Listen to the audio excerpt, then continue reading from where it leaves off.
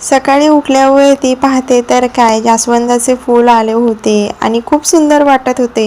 कालपर्यंत तरी ते असे होते आणि आज चक्क ते उमललेले होते. पाहून खूप भारी वाटलं.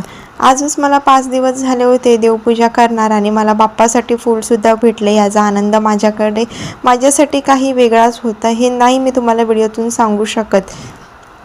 आणि झेंडूच्या झाड तर सुकूनच गेले, पण जास्वंदाचे झाड मात्र नीट राहिले.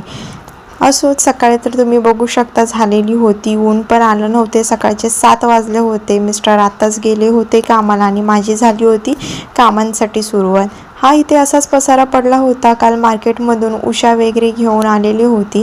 त्यांनी इथे गॅस ओटासुद्धा खराब झालेला होता. म्हटलं बाहेरची कामं चालता फिरता टी व्ही बघत होऊ शकतील. म्हटलं पहिले किचनमध्ये करूया, आपण किचन क्लीन करूया. त्यामुळे मी घेतलं आधी किचन क्लीन करायला. लादीवरती थोडेसे डाग होते, त्याच्यामुळे मी तिथे टाकलं ॲसिड आणि ह्याचा काही मोठा परिणाम होईल हे काही मला वाटलंच नव्हतं. ट्रान्झॅक्शन करत गॅस ओटासुद्धा क्लीन करून घेतला. हा असा ओटा आहे ना राहतच नाही. 1-2 तासानंतर जेवण करताना खराब होतोच. तुमचा पण होतो का? नक्कीच कमेंट करून सांगा. उमललेले फूल देवापुढे आणून ठेवले आणि ते वाहिल्यानंतर खूपच प्रसन्न वाटलं आणि देवघर पण खूप छान वाटत होतं. रिकामे उद्योग म्हणून मंजुळ्या काढून दुसऱ्या कुंडीत टाकत होती. तेवढेच तुळशी येतील ना म्हणून.